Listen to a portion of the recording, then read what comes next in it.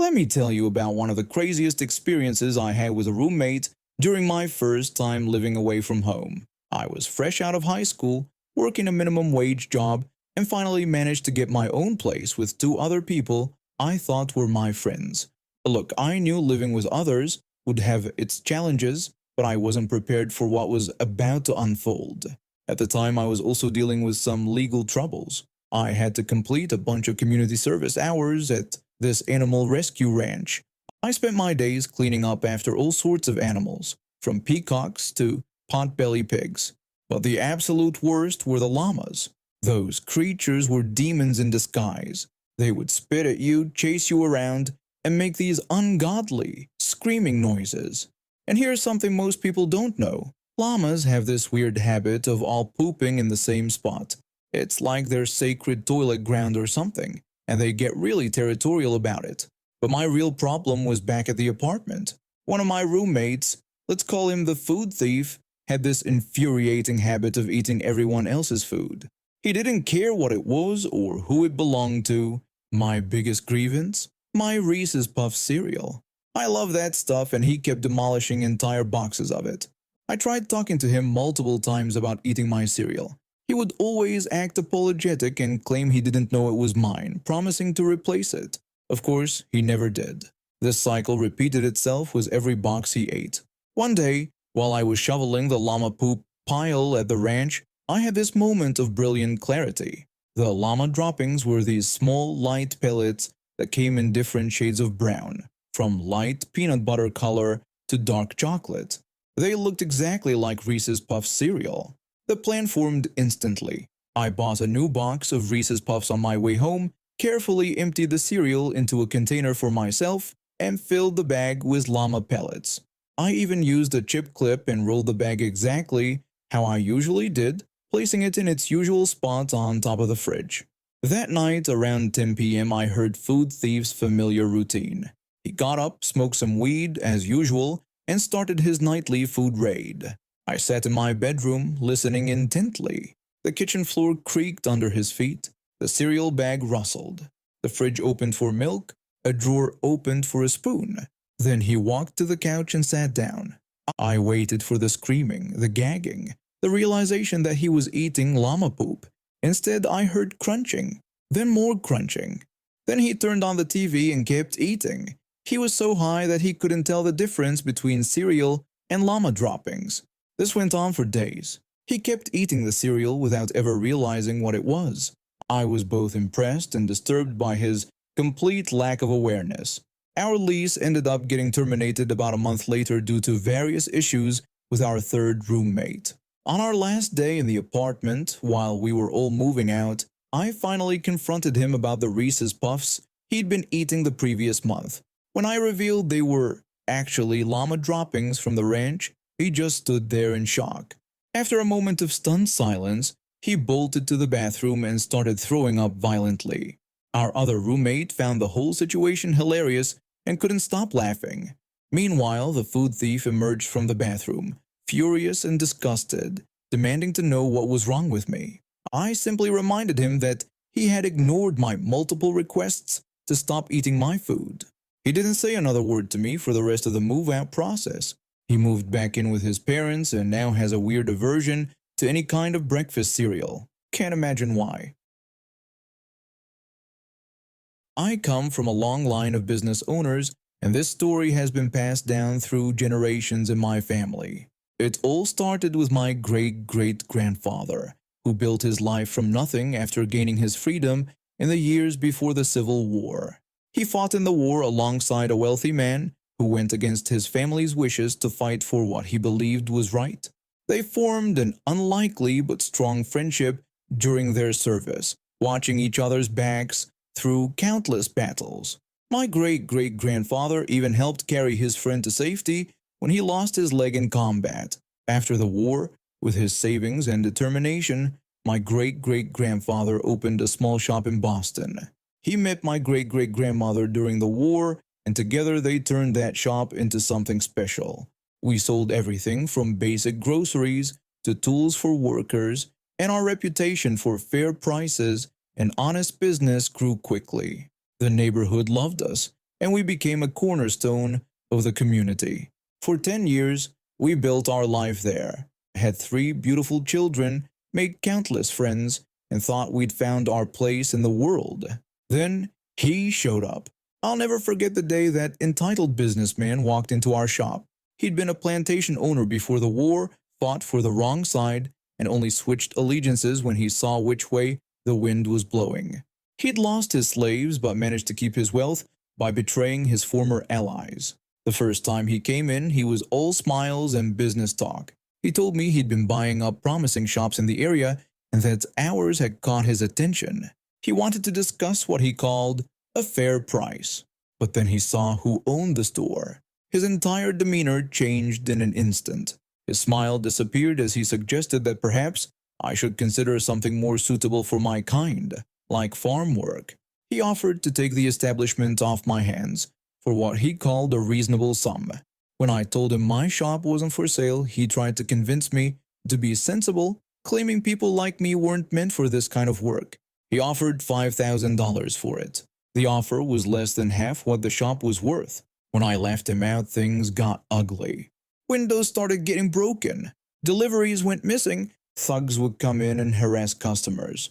We endured it all until they went after my oldest boy. He was just 13, walking home from his evening job at the bakery when they jumped him. Beat him so badly he carried the scars for the rest of his life. That's when I knew we had to leave. But I wasn't about to let that entitled man win. As luck would have it, my old war buddy had written to me about a position on his new farm out west.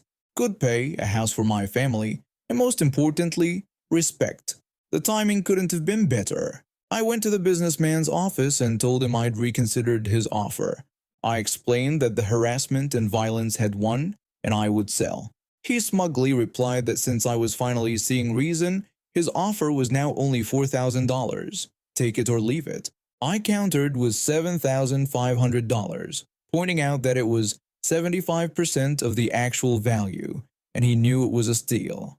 His eyes lit up with greed, thinking he'd broken me. We drew up the contract specifying that ownership would transfer at midnight on the signing date. He was so eager to humiliate me by taking my business that he didn't think about what might happen before midnight. That day, we held the biggest sale our neighborhood had ever seen. Everything went for pennies on the dollar. Tools, food, supplies, all of it to our loyal customers who'd stood by us through the hard times. We even sold the shelving units and counters to other shop owners. At 11:59 p.m. I posted the keys through his office mailbox. By dawn, we were on our way west to start our new life. I heard later that he showed up the next morning with a crew of workers ready to take over his new acquisition. Instead of a thriving business, he found an empty shell. No inventory, no fixtures, not even a delivery schedule since I'd canceled all our contracts. He'd paid $7,500 for 4 walls and a roof. Most of our old customers boycotted any business he tried to open there. The building stood empty for months before he had to sell it at a loss. Meanwhile, my family thrived on my friend's farm. We built a new life free from harassment and prejudice, and I lived to see all 3 of my children grow into successful adults themselves. Let me tell you how I got caught up in this mess with a neighbor from hell and ended up with an unexpected new family member.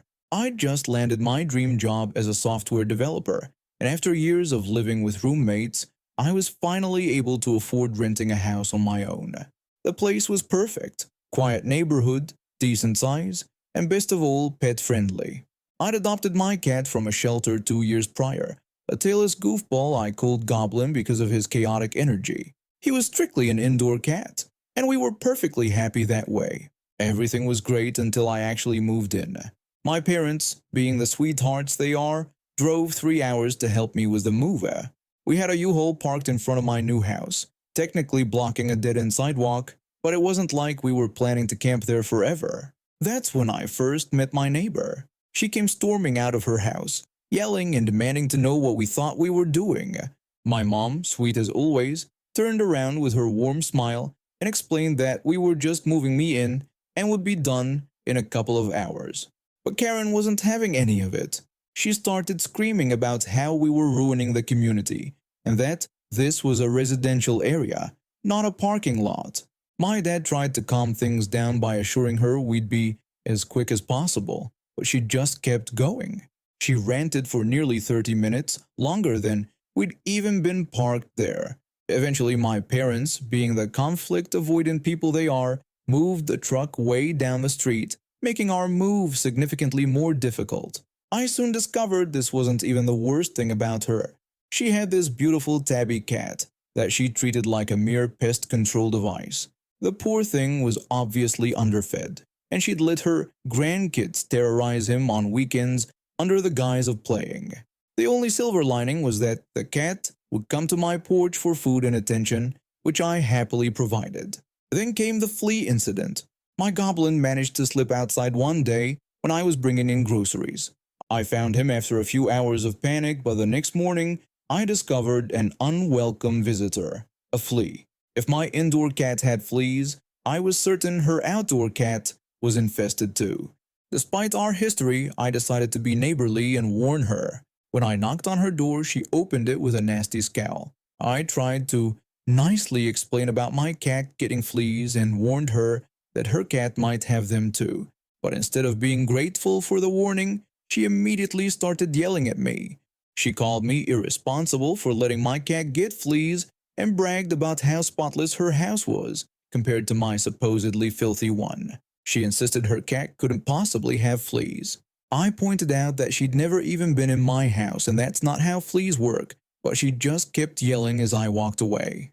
I couldn't stop thinking about her poor cat, who I kept seeing scratching himself raw. I wanted to help him, but she'd start screaming if I even looked at him now. That's when I remembered something interesting I'd overheard her bragging about. She was keeping her cat a secret from our landlord to avoid paying pet rent. The same landlord who'd recently replaced all her carpet because she claimed to have cat allergies. The same landlord who was extremely strict about pest control. I made the call. When I told the landlord about the flea problem with my cat, I made sure to mention that I'd noticed my neighbor's cat scratching a lot too. There was a long pause when he realized she had a cat. That's when I learned she'd not only scammed him into replacing her carpet with her fake allergy claim, but had also been dodging pet rent the entire time. When the exterminator was scheduled, I might have accidentally removed the notice from her door so she couldn't hide the evidence. The day of reckoning was beautiful. From my open window, I heard the whole thing. She tried to prevent them from entering, claiming she never got any notice. The landlord told her this was a scheduled inspection and to step aside. She stuttered and protested, but it was useless. The evidence of her cat was everywhere. Food bowls, litter box, cat hair. 2 weeks later, she was given notice to vacate.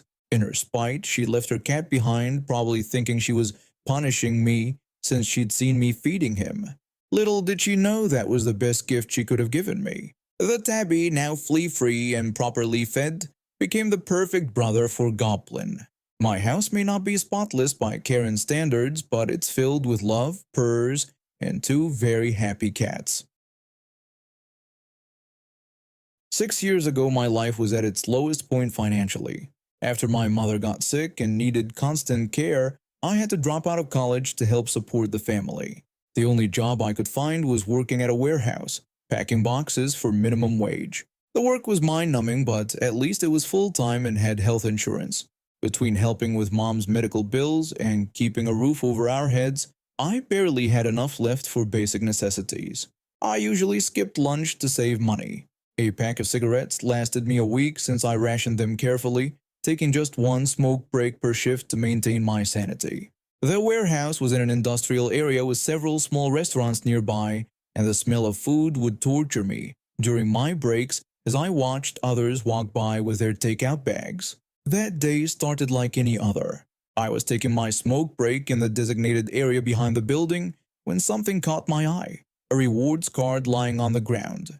I picked it up and realized it was a fully stamped card from the local Italian restaurant down the street. 10 stamps, all neatly lined up, promising a free meal complete with pasta, salad, and a drink. I checked both sides of the card carefully, looking for any catch or fine print, but there weren't any conditions listed besides presenting the card for redemption. When lunch break came, I practically ran to the restaurant. I only had 30 minutes, and our supervisor was strict about punch times. The place was completely empty when I walked in, with just an older woman standing at the host station. Through the kitchen door, I could hear the clattering of pots and pans and smell the rich aroma of tomato sauce, making my stomach growl audibly. I approached the counter and politely requested a to-go order using the rewards card. The woman took one look at me, probably noting my warehouse uniform and worn-out shoes, and her face twisted into a scowl. She immediately told me that the offer was for dine-in only. When I questioned this, pointing out that there were no such restrictions listed on the card, she simply repeated that it was their policy, becoming more stern with each word. Her voice carried that certain tone that people use when they think they're better than you. I looked around the empty restaurant and checked my watch. 25 minutes left. After a moment's thought, I told her that, in that case, I would like a table instead. I could see her internal struggle as she realized she had no legitimate reason to refuse me service.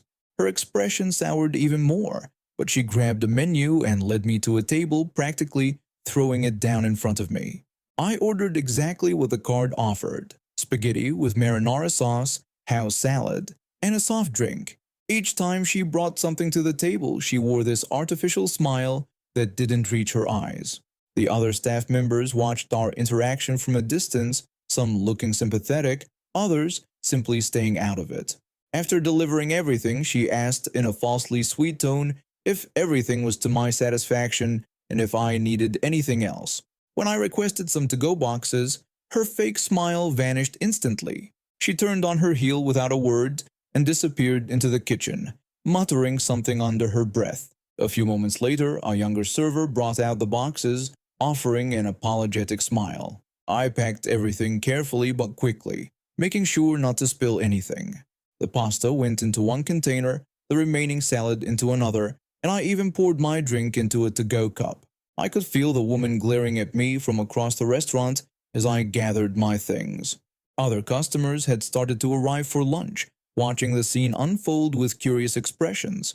I left the rewards card on the table and walked out with my head held high, hearing the woman complaining loudly to another server about people taking advantage. Back at work, I saved the meal for my afternoon break. Sitting in the break room, I savored every bite of that spaghetti. The sauce was rich and flavorful, the noodles perfectly cooked, and even the slightly wilted salad tasted amazing. My co-workers commented on how good it smelled, and I shared the story with them, earning a few laughs and high fives for my creative solution. Maybe it was because I was so hungry, or perhaps it was the satisfaction of outsmarting that condescending woman, but it really was the best free spaghetti I've ever had. The next day, I noticed they'd put up a new sign in their window specifying that reward redemptions were dine-in only. But it was worth it.